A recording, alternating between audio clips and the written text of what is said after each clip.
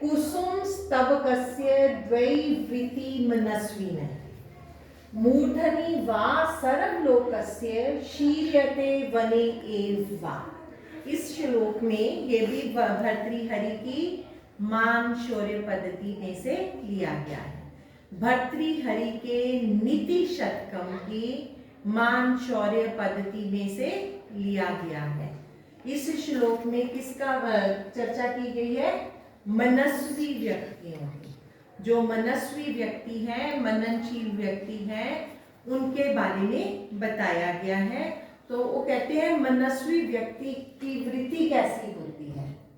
कहते हैं वृत्ति ही द्वय, दो तरह की होती है। द्वय मीन्स दो प्रकार की। मनस्वी व्यक्तियों की वृत्ति दो प्रकार की होती है।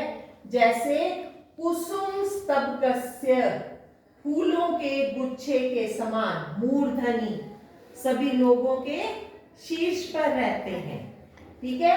शीर्यते वने एव वा, या वन में बिखर जाते हैं। मनस्वी व्यक्ति की वृत्ति दो तरह की है। या तो वो सबके शीर्ष पर रहते हैं, ठीक है, और या फूलों की तरह, फूलों के गुच्छे की तरह जब वन में ही शीर्यते बिखर जाते हैं। तो फूलों के गुच्छे के समान मनस्वी व्यक्तियों की दो स्थितियां होती हैं। या तो सारे लोग के मस्तक पर विराजमान रहते हैं, या फिर वन में ही बिखर जाते हैं। तो क्लियर?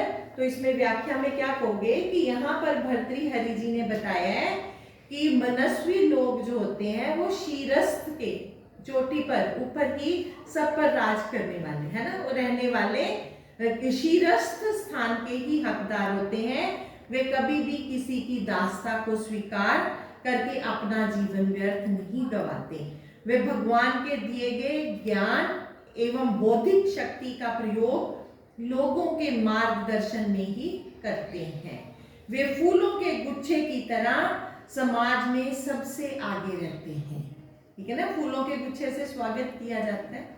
यदि दुर्भाग्य से उनके महत्व को जानने वाला अथवा उनका सम्मान करने वाला कोई ना रहे तो वो क्या है, एकांत प्रेमी हो जाते हैं और उनका जीवन उसी प्रकार निष्प्रयोजन हो जाता है कि जिस प्रकार जंगल में खिले फूल बिना किसी प्रशंसा पर बिखर जाते हैं। तो यहाँ कहने का भाव यही है कि वे शीर्षस्थ स्थान ही प्राप्त करेंगे। जितने मनस्वी लोग हैं वो शीर्षस्थ स्थान ही प्राप्त करेंगे, नहीं तो एकांत प्रिय होकर अपना जीवन व्यतीत कर देंगे, परंतु कभी भी वो किसी की दास्ता को स्वीकार नहीं करेंगे। क्लियर? ये हम कर रहे हैं मान शौर्य पद।